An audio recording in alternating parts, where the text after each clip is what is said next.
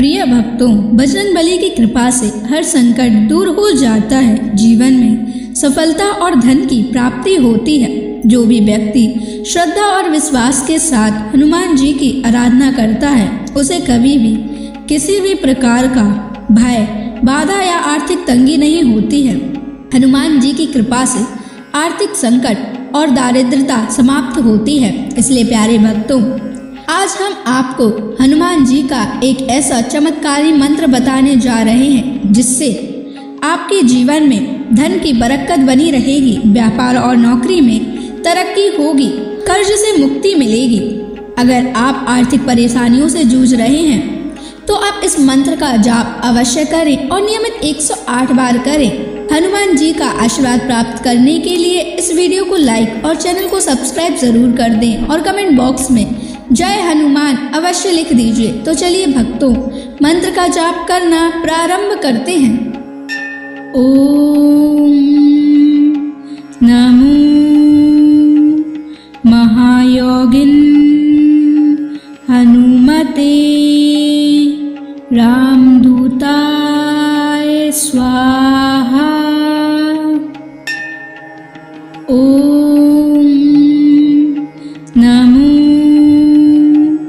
महायोगिन हनुमते रामदूताय स्वाहा। ओम नमो महायोगिन हनुमते रामदूताय स्वाहा। ओम नमो महायोगिन हनुमते रामदूताय स्वाहा। ओम नमो महायोगिन हनुमते रामदूताय स्वाहा। ओम नमो महायोगिन हनुमते रामदूताय स्वाहा। ओम नमो महायोगिन हनुमते रामदूताय स्वाहा। ओम नमो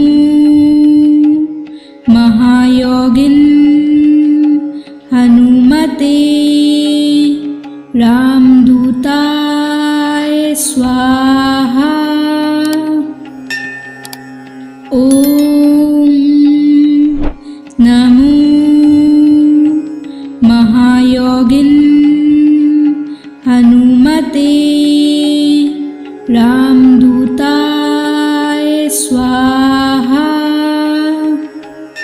ओम नमो महायोगिन हनुमते रामदूताय स्वाहा। ओम नमो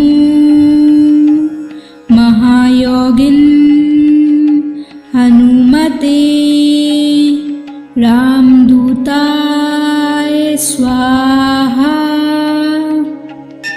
ओम नमो महायोगिन हनुमते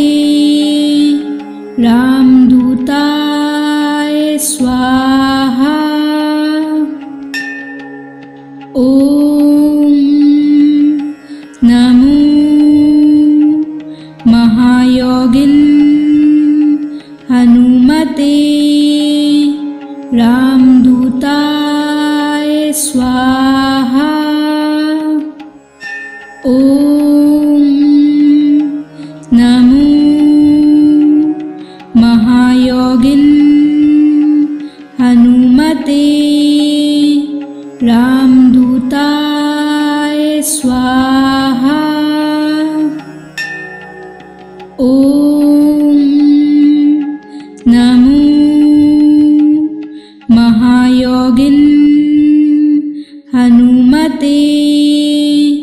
रामदूताय स्वाहा। ॐ नमो महायोगिन् हनुमते रामदूताय स्वाहा। ॐ नमो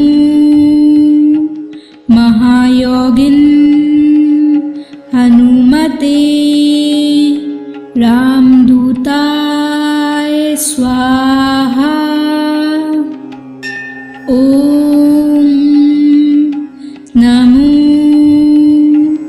महायोगिन् हनुमते रामदूताय स्वाहा। ॐ नमो महायोगिन् हनुमते रामदूताय स्वाहा। ॐ नमो महायोगिन् हनुमते रामदूताय स्वाहा। ॐ नमो महायोगिन् हनुमते रामदूताय स्वाहा। ॐ नमो महायोगिन् हनुमते रामदूताय स्वाहा। ॐ नमो महायोगिन् हनुमते रामदूताय स्वाहा।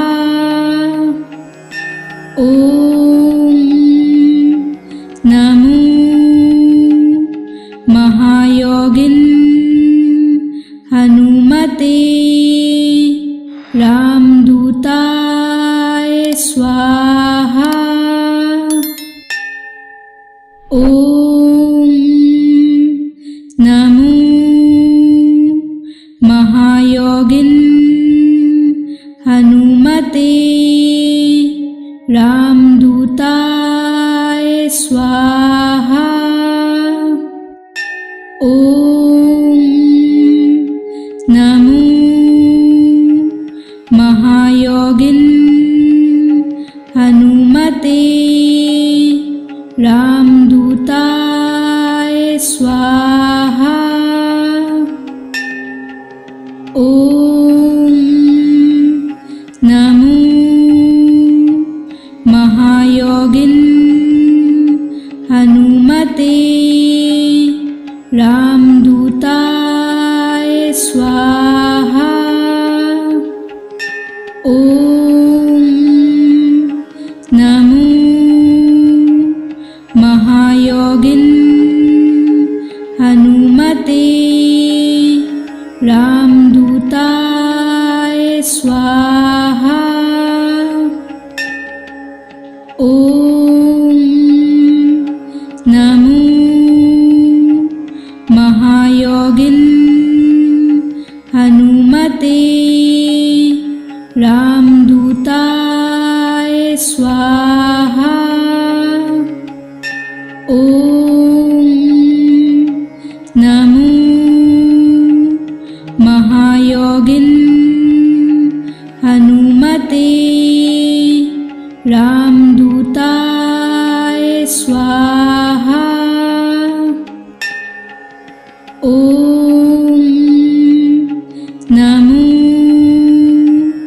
महायोगिन् हनुमते रामदूताय स्वाहा।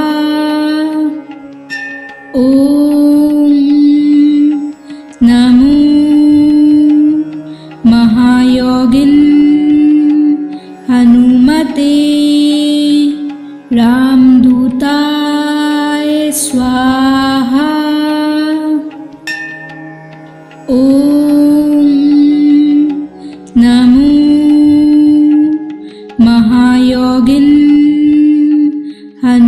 हनुमते रामदूताय स्वाहा। ॐ नमो महायोगिन हनुमते रामदूताय स्वाहा। ॐ नमो महायोगिन हनुमते रामदूताय स्वाहा। ॐ नमो महायोगिन हनुमते रामदूताय स्वाहा। ॐ नमो महायोगिन हनुमते रामदूताय स्वाहा। ॐ नमो महायोगिन हनुमते रामदूताय स्वाहा। ॐ नमो महायोगिन हनुमते रामदूताय स्वाहा। ॐ नमो महायोगिन हनुमते रामदूताय स्वाहा। ॐ नमो महायोगिन हनुमते रामदूताय स्वाहा। ॐ नमो महायोगिन हनुमते रामदूताय स्वाहा। ॐ नमो महायोगिन हनुमते रामदूताय स्वाहा। ॐ नमो महायोगिन हनुमते रामदूताय स्वाहा। ॐ नमो महायोगिन हनुमते रामदूताय स्वाहा। ॐ नमो महायोगिन हनुमते रामदूताय स्वाहा। ॐ नमो महायोगिन हनुमते रामदूताय स्वाहा। ॐ नमो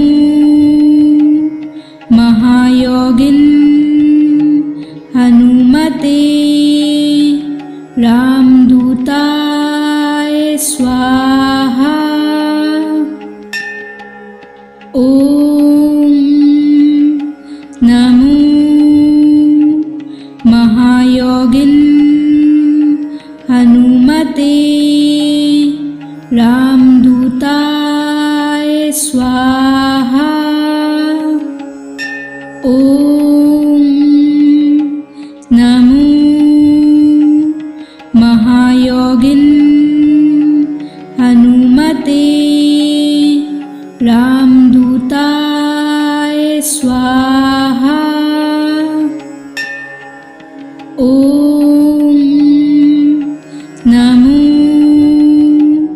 महायोगिन हनुमते रामदूताय स्वाहा। ओम नमो महायोगिन हनुमते रामदूताय स्वाहा। ओम नमो महायोगिन हनुमते रामदूताय स्वाहा। ओम नमो महायोगिन हनुमते रामदूताय स्वाहा। ओम नमो महायोगिन हनुमते रामदूताय स्वाहा। ओम नमो महायोगिन हनुमते रामदूताय स्वाहा। ओम नमो महायोगिन हनुमते रामदूताय स्वाहा। ओम नमो महायोगिन हनुमते रामदूताय स्वाहा। ओम नमो महायोगिन हनुमते रामदूताय स्वाहा। ओम नमो महायोगिन हनुमते रामदूताय स्वाहा। ओम नमो महायोगिन हनुमते रामदूताय स्वाहा। ओम नमो महायोगिन हनुमते रामदूताय स्वाहा। ओम नमो महायोगिन हनुमते रामदूताय स्वाहा। ओम नमो महायोगिन हनुमते रामदूताय स्वाहा। ओम नमो महायोगिन हनुमते रामदूताय स्वाहा। ओम नमो महायोगिन हनुमते रामदूताय स्वाहा। ओम नमो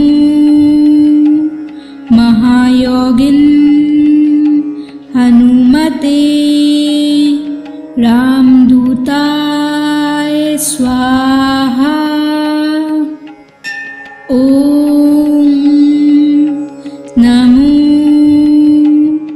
महायोगिन हनुमते रामदूताय स्वाहा। ॐ नमो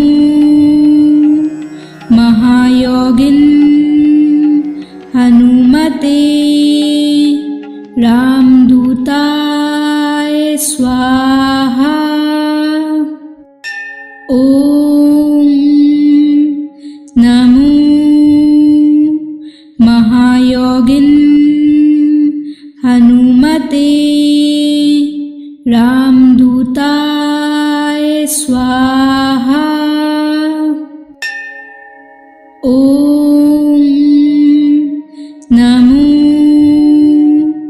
महायोगिन हनुमते रामदूताय स्वाहा। ॐ नमो महायोगिन हनुमते रामदूताय स्वाहा। ॐ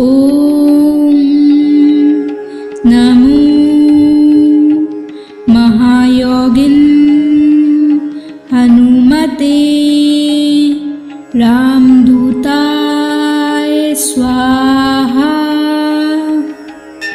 ॐ नमो महायोगिन हनुमते रामदूताय स्वाहा। ॐ नमो महायोगिन हनुमते रामदूताय स्वाहा। ॐ नमो महायोगिन हनुमते रामदूताय स्वाहा। ॐ नमो महायोगिन हनुमते रामदूताय स्वाहा। ॐ नमो महायोगिन हनुमते रामदूताय स्वाहा। ॐ नमो महायोगिन हनुमते रामदूताय स्वाहा। ॐ नमो महायोगिन हनुमते रामदूताय स्वाहा। ॐ नमो महायोगिन हनुमते रामदूताय स्वाहा। ॐ नमो महायोगिन हनुमते रामदूताय स्वाहा। ॐ नमो महायोगिन हनुमते रामदूताय स्वाहा। ॐ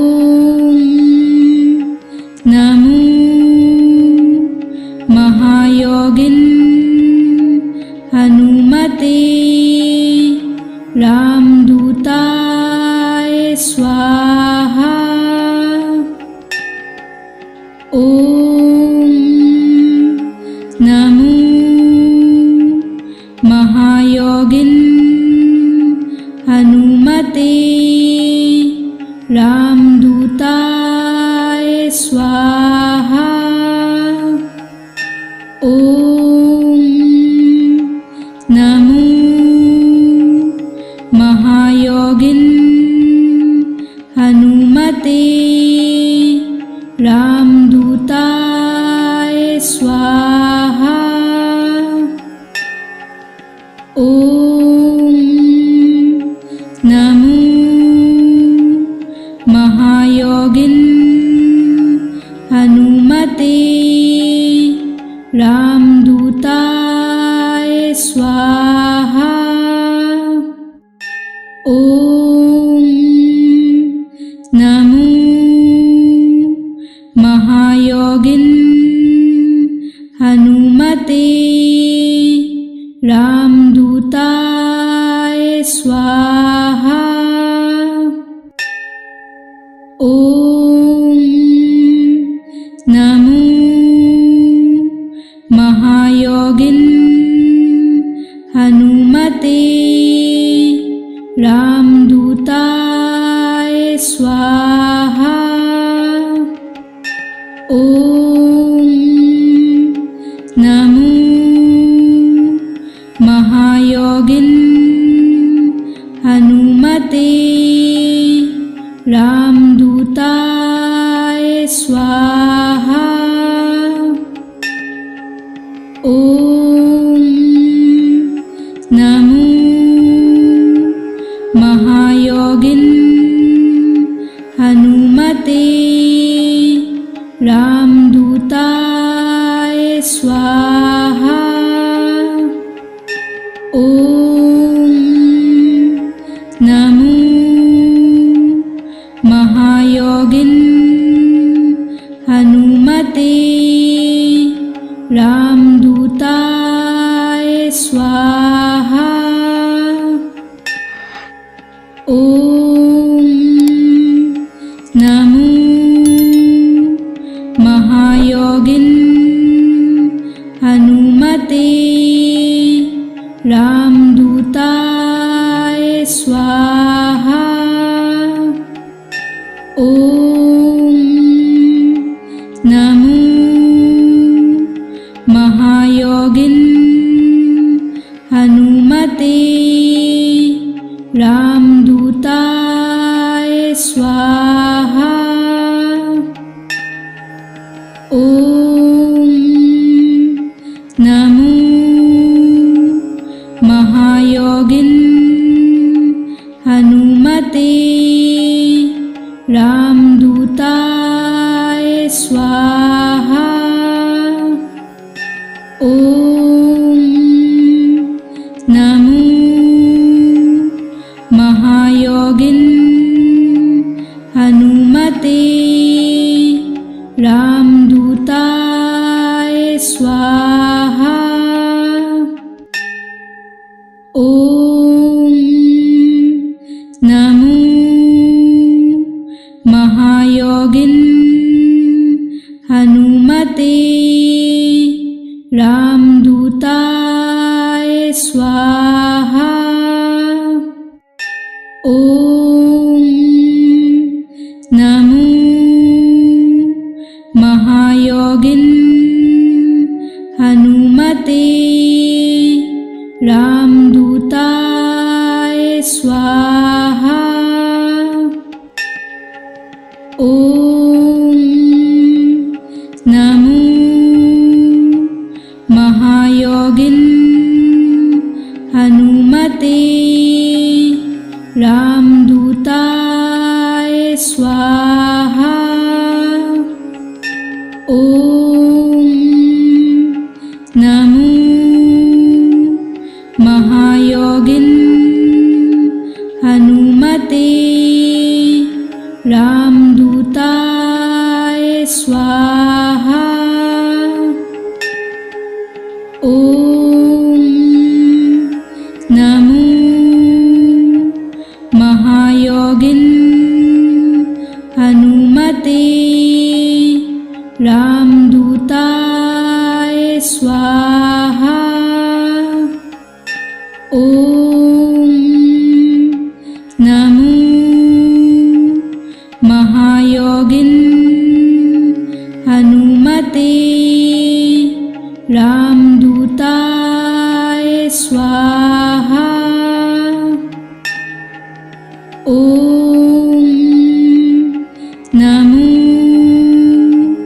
महायोगिन हनुमते रामदूताय स्वाहा। ओम नमो महायोगिन हनुमते रामदूताय स्वाहा। ओम नमो महायोगिन हनुमते रामदूताय स्वाहा। ओम नमो महायोगिन हनुमते रामदूताय स्वाहा। ओम नमो महायोगिन हनुमते रामदूताय स्वाहा। ओम नमो महायोगिन हनुमते रामदूताय स्वाहा। ओम नमो महायोगिन हनुमते रामदूताय स्वाहा। ओम नमो महायोगिन हनुमते रामदूताय स्वाहा। ओम नमो महायोगिन हनुमते रामदूताय स्वाहा। ओम नमो महायोगिन हनुमते रामदूताय स्वाहा। ओम नमो महायोगिन हनुमते रामदूताय स्वाहा। ओम नमो महायोगिन हनुमते रामदूताय स्वाहा। ओम नमो महायोगिन हनुमते रामदूताय स्वाहा। ओम नमो महायोगिन हनुमते रामदूताय स्वाहा। ओम नमो महायोगिन हनुमते रामदूताय स्वाहा। ओम नमो